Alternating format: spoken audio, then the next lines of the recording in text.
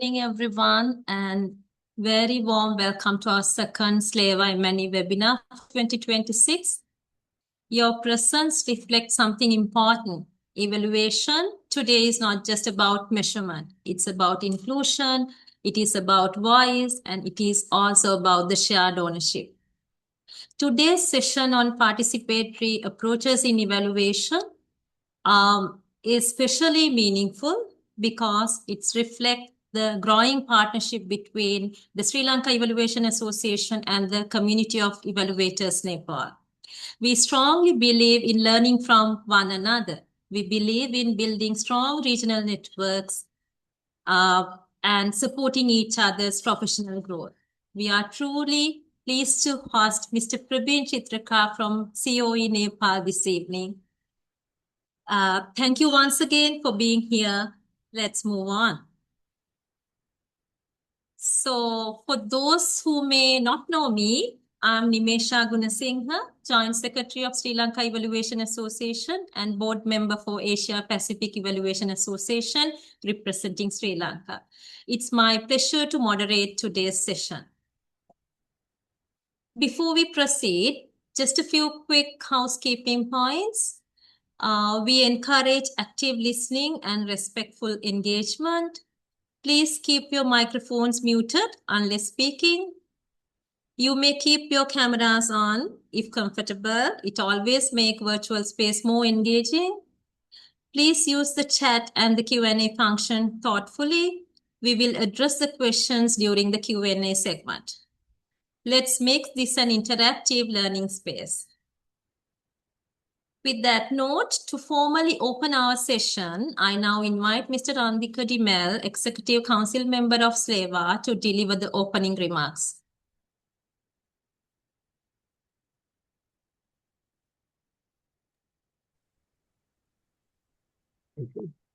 Thank you, Nimesha. Can you hear me? Yes, Randi. Okay. Good evening, everyone. On behalf of the Sri Lanka Evaluation Association, it is my great pleasure to warmly welcome you all today. Today's webinar, organized in partnership with the Community of Evaluators Nepal. We are delighted to have participants joining us from Sri Lanka, Nepal, and beyond, representing diverse sectors, institutions, and different stages of evaluation practice.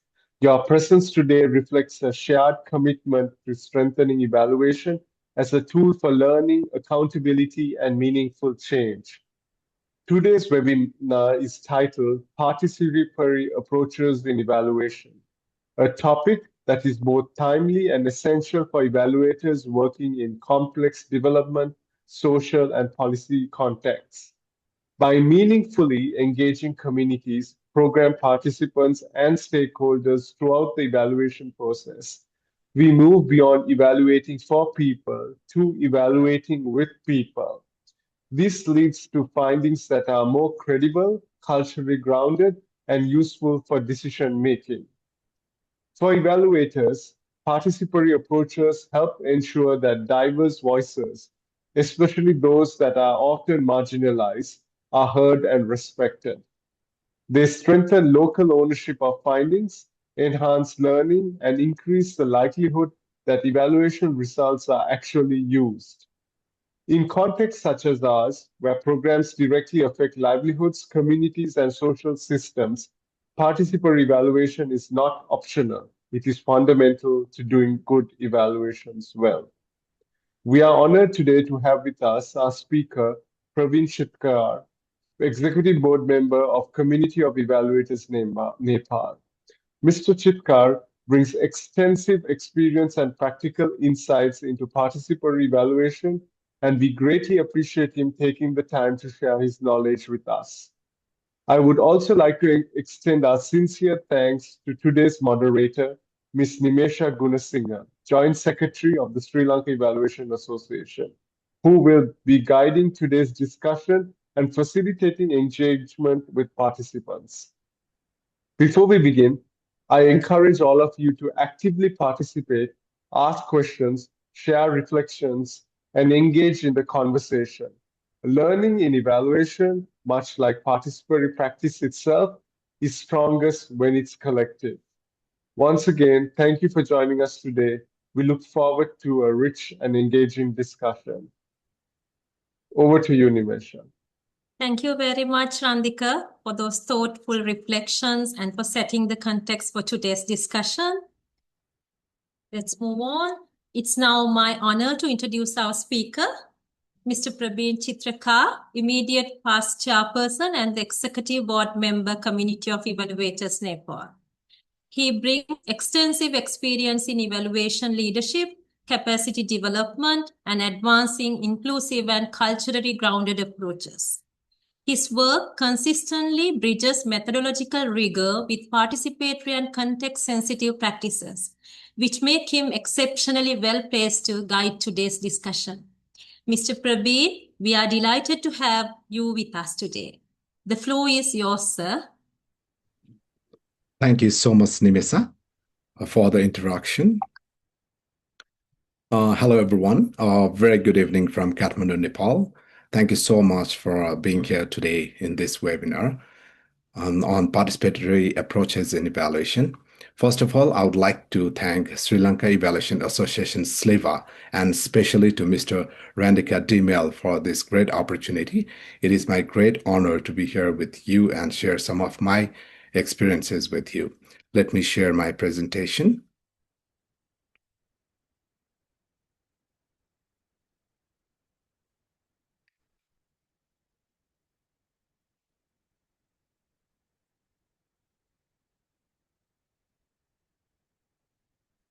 So in my presentation, there will be mainly two parts. In the first part, I will be sharing the concept of participatory evaluation, its process and methods, its benefits, its key principles and core values, and how it differs from the traditional approaches, and some of the challenges and imitation strategies of the participatory evaluation. And in second part, I will also be sharing our experiences, our organizational experiences in participatory approach in our work that we did in Nepal. So in the beginnings, what is participatory evaluation?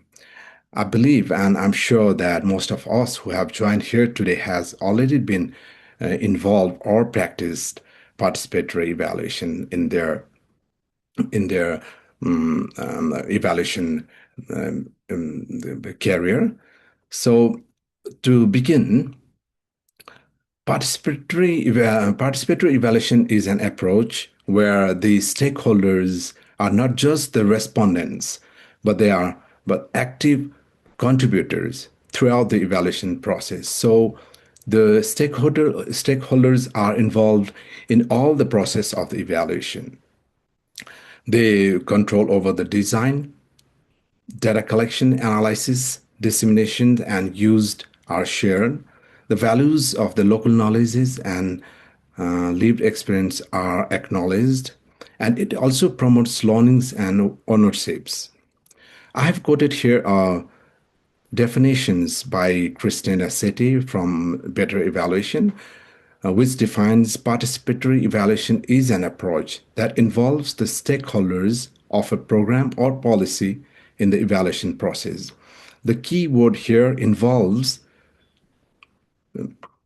not just the symbolic participation of the stakeholders, but the meaningful it is the meaningful participation of the stakeholders.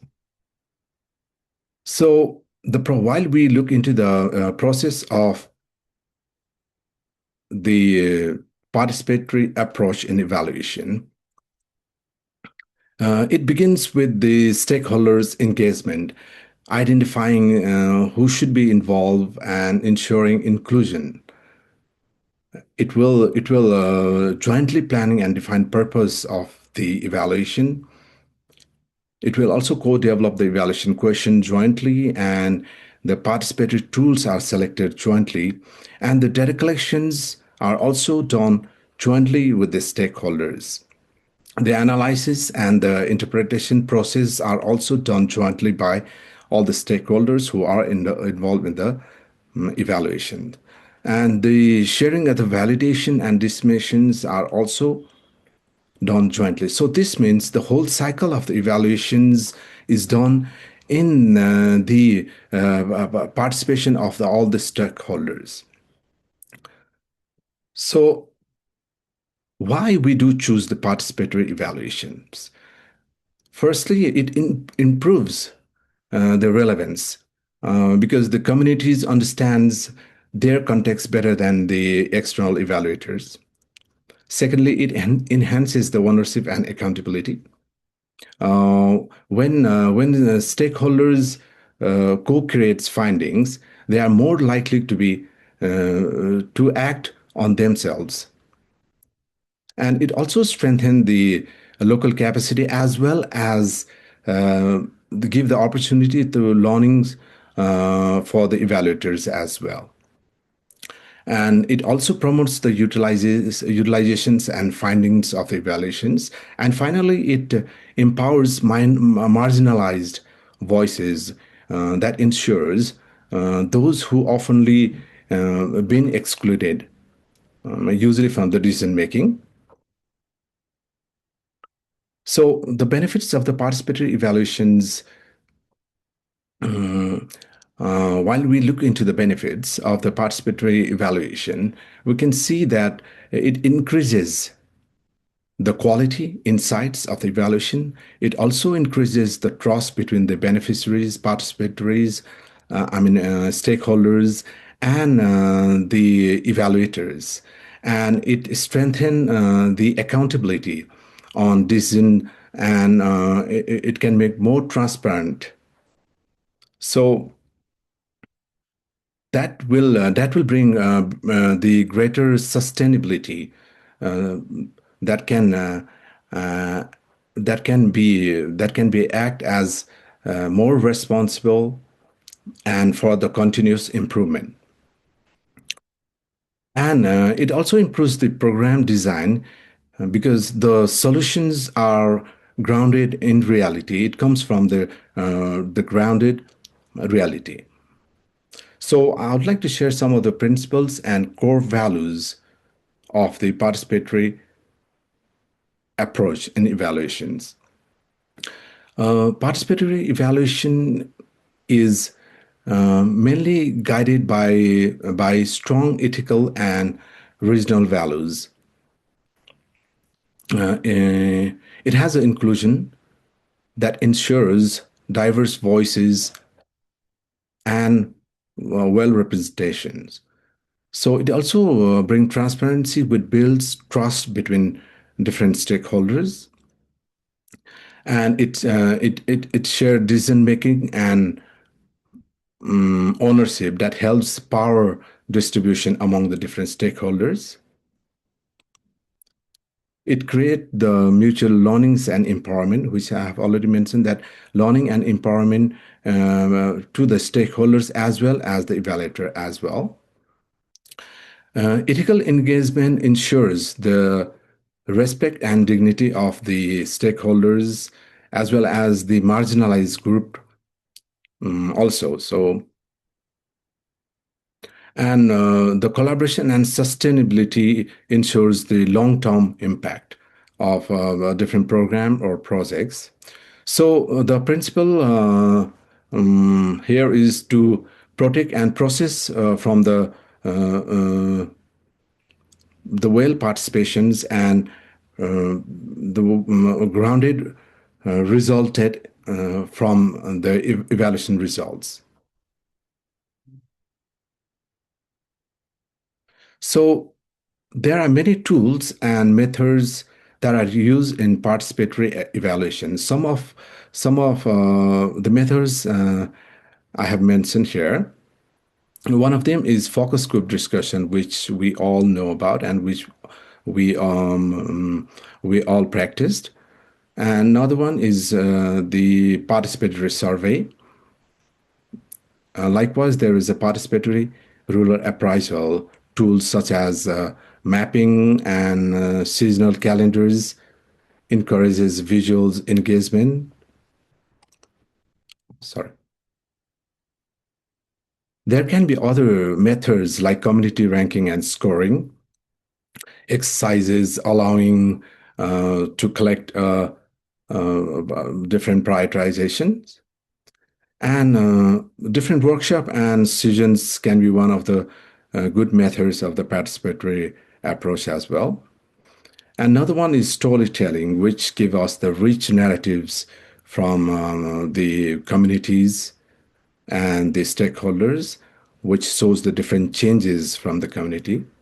So the key difference is not just the tool that we use, but how it is used, especially in the participatory method, and that emphasizes the facilitation, inclusion, and share interpretation is most important. So how it is differed from traditional and participatory approaches in evaluation. In traditional evaluation, the process is typically expert-driven. And mostly external evaluators designs the whole framework. It defines the questions, they collects the data, analyzes the results, and presents the findings. Likewise, it is usually top-down process. Decisions usually flow from donors, policymakers, or evaluation experts, downward to program implementers and beneficiaries. Likewise, it also limited the stakeholders' input. Often, it limits providing the data through the interviews or surveys only. The influence over the stakeholders are limited. Likewise, while we look into the participatory approach, it is a stakeholder driven. It has more inclusiveness. Communities and program participants can shape the evaluation process and the results. Likewise, it is collaborative. Analysis and interpretation are done jointly, but not in isolation by external expert only. So the key difference here is not just who participates in the evaluation process, but who holds the influence. Like Randika has already mentioned, this shifts from evaluating people to evaluating with people. Is what defines the participatory approach. While we looking into the strengths of participatory approach, there are some challenges and limitations as well. So some of the challenges and limitations that I have mentioned here are it can be time consuming and resource intensive. There is a risk of tokenism when participation is symbolic but not influence decision making. There can be a power imbalance as well between the donors, evaluators, and community members that shaping the outcomes of the evaluation. And managing expectations can also be difficult in the participatory approaches. And sometimes there can be a question about the reliability of the data as well. So while looking into these challenges and limitations, how do we mitigate for the better implementation? So to address these challenges, we must embed the participations from the design stage, not only when the evaluation design has been developed. And there need to be clarified roles and expectation for all the stakeholders. And also need to also need to build the capacity of the stakeholders before starting the evaluation process. And using the mixed method would be a very good process in the participatory approach. And ensuring feedback loops. So this meaning the findings are shared back with the communities and their feedbacks, making sure that their feedbacks influences the final conclusion. And another important part would be the documenting all the lesson learned from the evaluation process that can help the future process improve. So participation must be intentional and structured for the participatory approach. So while sharing the brief insights of the participatory approach, I would like to share some of the experiences from our organization, which we have conducted in previous years. I would like to share the experiences from our organization perspective. And as CoE-Nepal being a VOP, we do not conduct evaluation itself. So we do not have experiences to share with you the participatory approach directly with the evaluation process. However, we have conducted a study on identification of indicators for SDG 3, which is good health and well-being in Tamang indigenous community in Nepal, which we have done in 2024 and 25 with the support of Asia Pacific Evaluation and Eval Indigenous. So I'd like to share some of our experiences on how we try to make the study a participatory approach. The study was done in the Tamang community, which is one of the indigenous community of Nepal. And the site that we have chosen was the Konjusam Rural Municipality of Lalitpur district in Nepal. So let me share how we started from the designing process. While we designed the study, we just didn't sat the expert group and design, but we consulted with the community leaders, local government, and the school authorities. Meaning that we visited the site and we contacted the leaders such as the ward chairperson, who is one of the government, local government leaders in the community. And we also had a conversation with the authorities of the school and other community members as well to design how we can conduct this study. And we jointly identified the site and priorities of the community. And we try to ensure we ensure the community consent before implementing this study.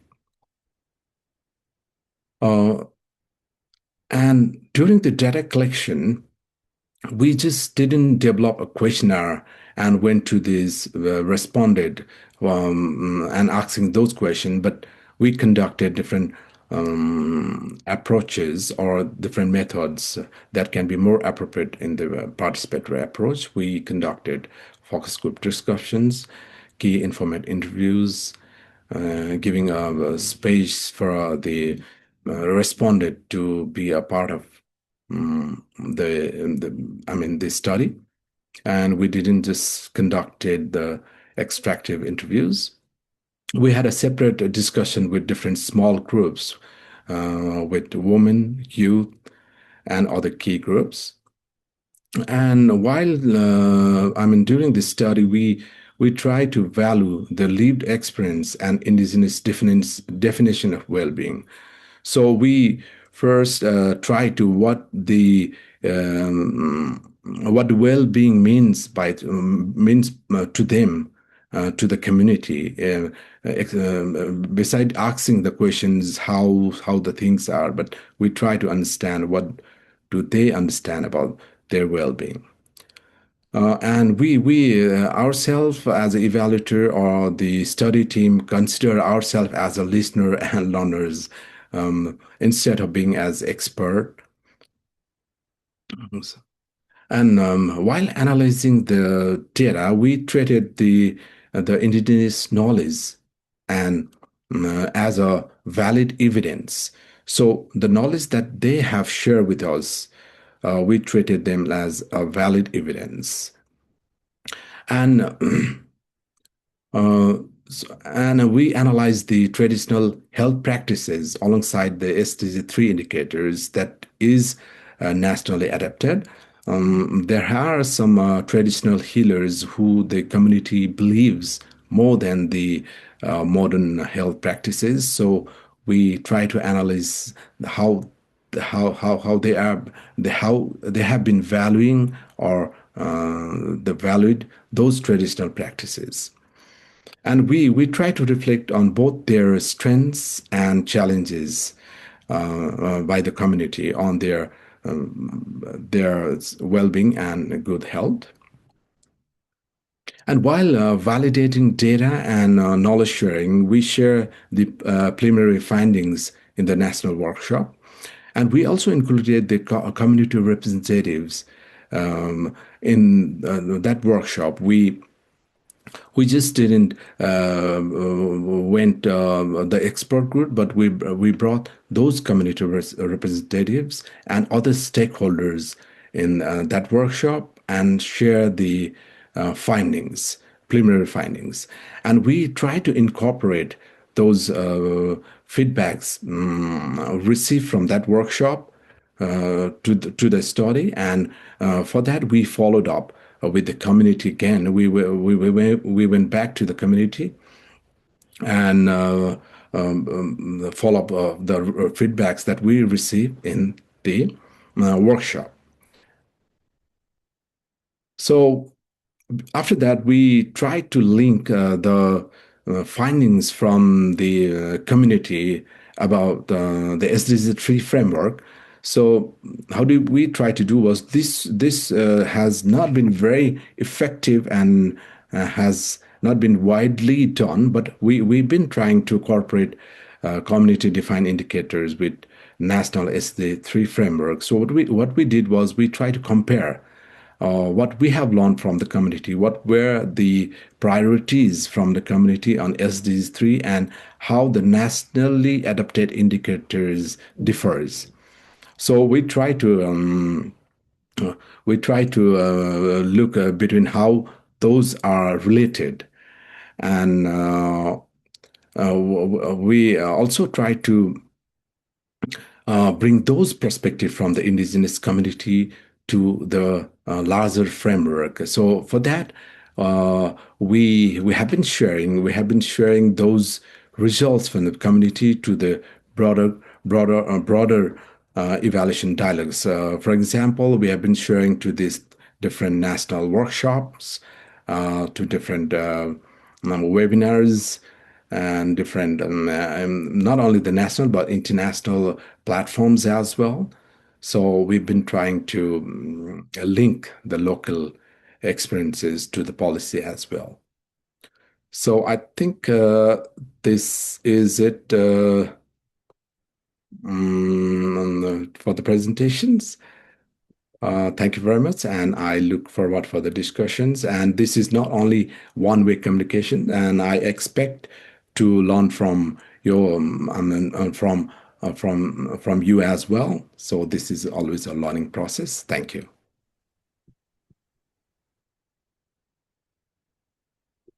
Thank you very much, Mr. Prabin, for that insightful and engaging presentation. Let's move on to our discussion.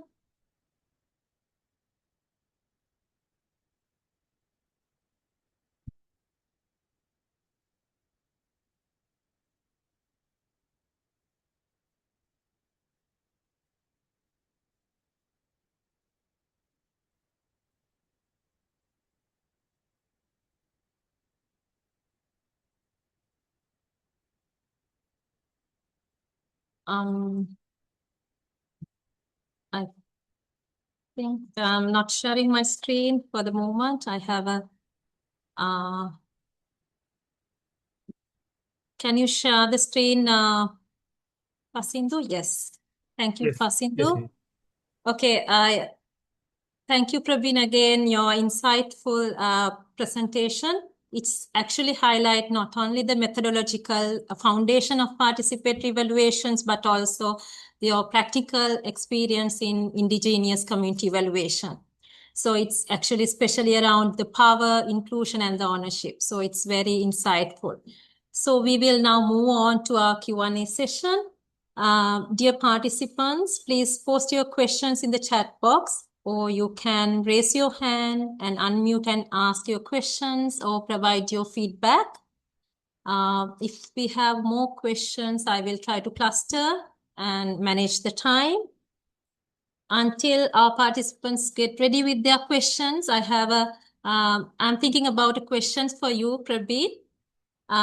Because you highlight about the risk of tokenism and the power imbalance in the participatory evaluation. So actually in the practical terms, how evaluators can ensure the stakeholder participation goes beyond a consultation and genuinely influence the decision making and analysis. You have highlighted in your experience, but I'm eager to learn more from you on that.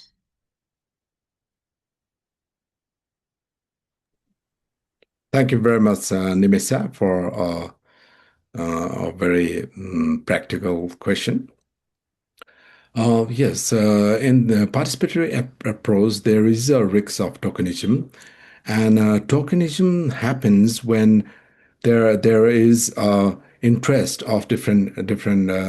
For example, there can be a different interest of the donor, which can make the power imbalance. Like participatory approach holds the values of all the stakeholders. However, there can be different interests of different levels. Like for the donors, it can be a different interest.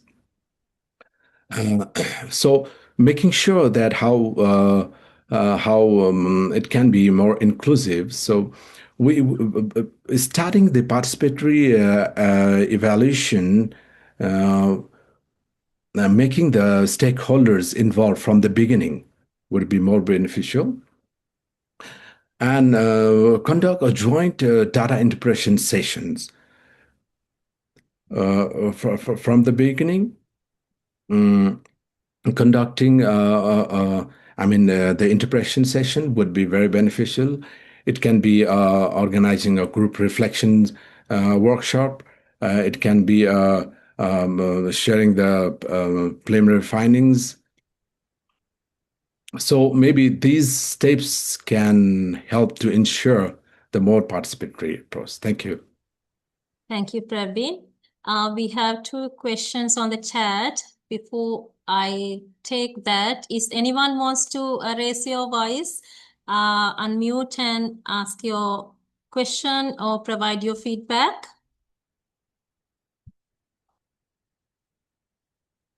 Yeah. I'll give a chance to Madari. You can ask your question, please.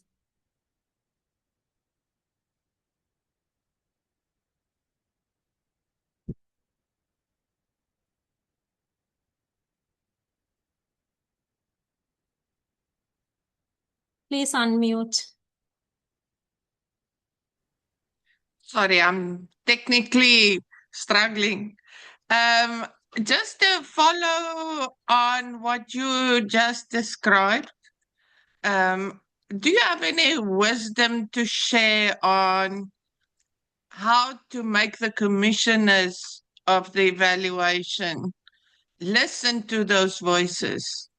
Because I see that we incorporate more voices, we make it more participatory, but they're not always eager to hear those voices. Do you have any wisdom? Thank you, Madri, for the question. Yes, of course. There is a challenge or the challenge that we've been facing, that we have the question that we have raised. Yes, while the evaluation process, while we're talking about the participatory approach, it is not only the interest of the evaluators. It has to be the commissioner's interest. It has to be the evaluation commissioner's interest, because only the interest from the evaluators will not be able to make the evaluation participatory.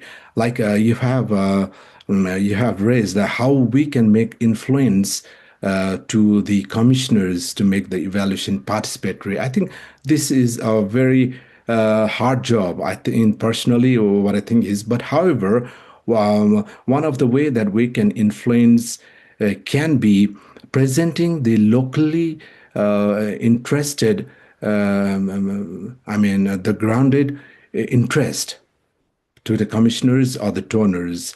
If we can present or show the local interest, for example, while we're choosing the indicators, not only choosing the what it is defined, but if we can bring the local indicators from the local interest, that can be one of the influence that we can make. Or there can be more other ways too. Thank you. Thank you, Prabin. Let me take another question from the chat. In your Tamang community experience, you successfully linked indigenous definitions of well-being with the SDG3 framework. What advice would you give evaluators who are trying to integrate locally defined indicators into national or donor-driven evaluation frameworks? Thank you, Nimesha, for the question. When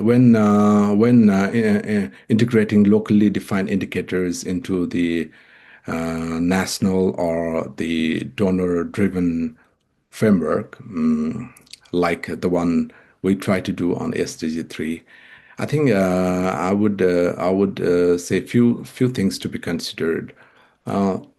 Like I have already mentioned that first try with the locally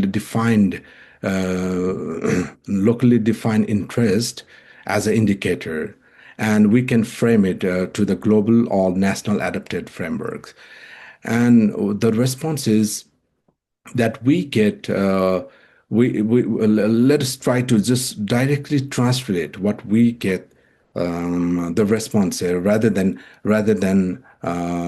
replacing what their interest. And for example, we can ask what well-being means to them, rather than developing a question with different the different stages, and try to combine our formal indicators with locally defined contextual, locally defined context, and try to measure with the nationally or globally adapted indicators. Another thing that we can do is present those the results to the broader community or the donor or the interested group. That might help, I think. Thank you. Thank you, Prabin. Anyone wants to again unmute and ask your questions? Or I have another question on the chat. I will give a chance. Anyone wants to ask a question from Prabin, or provide your experience on participatory evaluation, or provide your feedback or comments?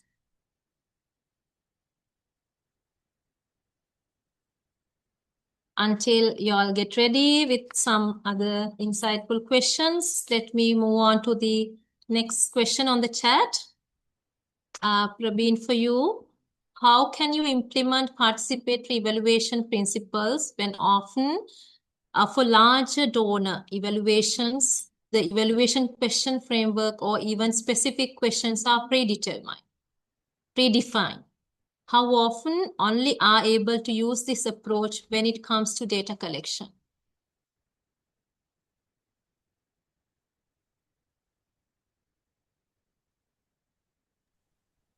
I'm trying to be clear, be myself clear on the second part of the question.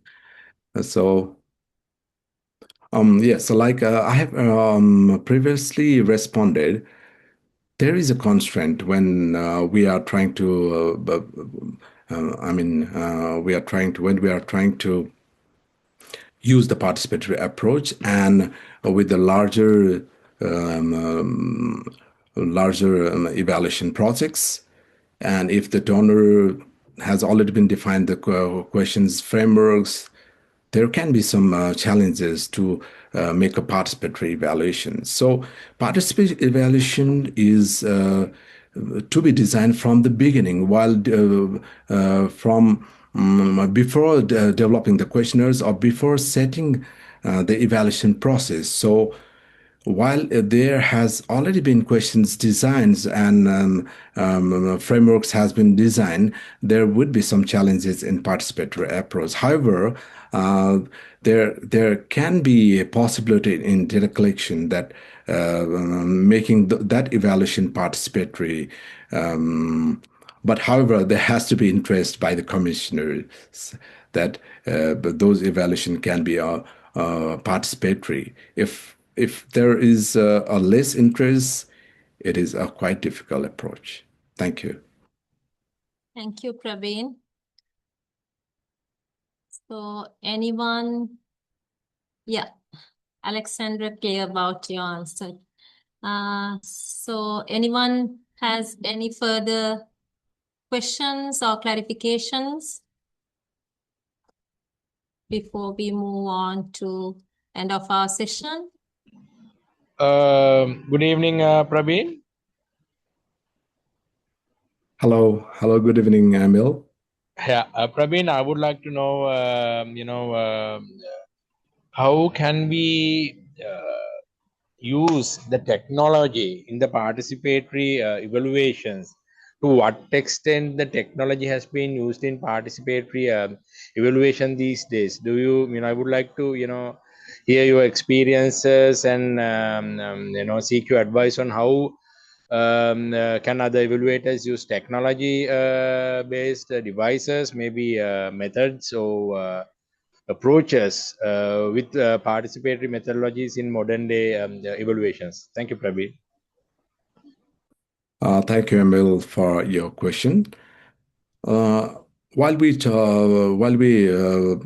about the technologies or about the evaluation, I think using the different technologies might not be different about which approaches of evaluation we are using. The appropriate technology for the evaluation can be used for the different approaches. And while sharing the experiences about the participatory evaluation based on our organizational work, as I have mentioned, we as a VOP, we do not directly do the evaluation. So we in regards to the evaluation work from the organizational perspective, we have less experiences, but using technology might not be more concerned on the particular approach of the evaluation. The available technologies which can be appropriate for evaluations can be used in participatory approaches. However, participatory approach is more concerned with the grounded audience, more concerned with the marginalized groups. So the technologies. The modern technologies, I'm not going to the specific one. The modern technologies sometimes may not be appropriate to that particular marginalized or the group. So it depends on how we want to proceed the approach. Thank you. Thank you, Prabir. We have actually another question in the chat, Visva, but it's asked about demand for the participatory evaluation. Visva, if you can more elaborate, would be helpful to Prabin to explain. Demand for the participatory evaluation. What are the demands, or yeah, maybe similar thing. Vishwa, will you be able to explain? Yes, yes. Good The evening. question. I think I'm especially asking the question for the, the village level projects, especially schools and community. We are working with schools and community. The demand for the evaluation I am asking is the especially cost. Cost one thing, another thing, and experts, getting the experts at the local level. So that's why I asked the question and the demand for the evaluation.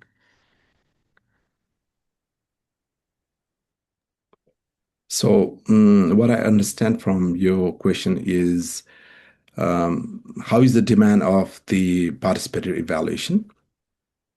So, what I think is it is more about the interest rather than a demand. And what I believe is evaluation should be a participatory.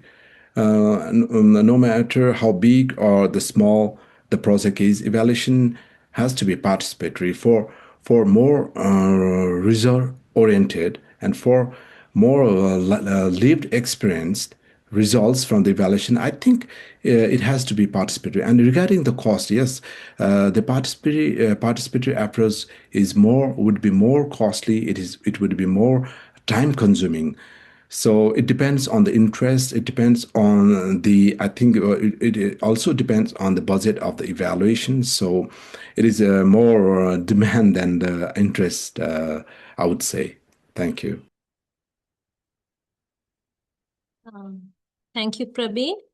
I think with that, we can move on, unless if you all have final question to ask. Yeah, anyone? Question, Nimesha? Yeah, Randik.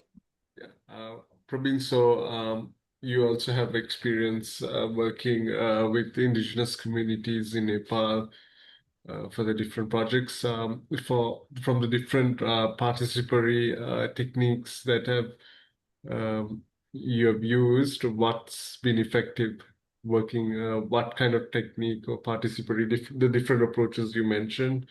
What has worked well working with the indigenous community in Nepal? Thank you, Randika, for the question. From our experiences working with the indigenous committee, the participatory approach has been the best because with that, the community, usually the indigenous community or the marginalized communities are less open. So going to those community with the well-defined questions, well-defined questionnaires, or well framework might not work properly. So the participatory approach has been a very effective approach working with the indigenous community because while we go into those community involving with them, sharing their experiences, having more interaction, they are more open and they are more willing to share their experiences, their needs, and those things. So this has been more effective. Thank you. Thank you, Praveen. We have one interesting question from Kari. Let me read that for you. One benefit of a participation is the highly localized set of perceptions that are incorporated into the design, data analysis, and reporting. But that's also an issue. Some evaluation commissioners will see this as a bias. How can we deal with this? Thank you very much for the question, Kerry. In the previous questions, also, it is somehow, I think it is related. Yes, there can be a kind of biasness, a kind of a level of frustration while using the participatory approach, and Yes, it is. It is a quite difficult. Might be a quite difficult situation to deal with this kind of biases. Like I have already mentioned, that participatory approach has to be start from the beginning, from the design of the project. I would say the evaluation has to be. To make the evaluation participatory, it has to be designed from the beginning. It has to come from the interest of the evaluation commissioners. So, if the evaluations has always been designed by the commissioners, it is less likely to be more participatory. Thank you. Thank you, Prabin. And we have comments and thanks from Madari as well. She appreciate really good to see an examples of how participatory approaches were particularly implemented in all stages of evaluation. So with that, I think we need to move on. Thank you very much, everyone's for the great questions. And thank you, Prabin. We put you on the spot and you answered all our questions. With that, I would like to invite Mr. Sokkanathan to deliver the thanking remarks. Good evening. It is time for the vote of thanks for our respective session. As a member of the SLEvA, I would like to thank Mr. Prabin Chithrakar as a chairperson of Committee of Evaluation Nepal. He will deliver the very fruitful session for our the practical of participatory evaluation. Very thankful on behalf of the SLEvA and participants also. Next, I thank for the Nimesha Gunasinghe. She is our joint secretary as a moderator, giving his insightful messages. And next, Mr. Randika De Mel, Executive Council Member, he put the keynote address for the opening remarks for this session. Thank you, Mr. Randika De Mel. And thank you very much for all to participate this insightful session. On behalf of SLEvA, thank you very much. Next slide, Pasimbu. Okay, thank you again, who have very actively participated. So participatory evaluation is not just a method. It represents shift in mindset. It changes us to share power, value lived experience, and co-create knowledge with communities. I hope today's session encouraged you to reflect on how participatory principles can be integrated more intentionally into your own evaluation practices. Before we closed, we would like to remind you on upcoming events. Our next webinar Excuse me, for March Pasimbu, is... change the slide. Yeah. Our next webinar for March on Sri Lankan experience on building culturally responsive evaluations. Please don't forget to scan the QR code to register. This session will continue our reflection on context-sensitive and culturally responsive approaches. And also, we encourage you to join the upcoming APIA training on 25th February 2026 at 6:30 PM IST. This session will explore how traditional approaches, including DAC criteria, can be combined with creative, context-sensitive method through methodological biocollage. If you are ready to rethink how evaluations are designed, it's for you. With that, we have come to the end of today's session. Thank you once again for joining this evening. Please stay connected with Sri Lanka Evaluation Association for future events, collaborations, and professional learning opportunities. Have a wonderful evening. Thank you so much.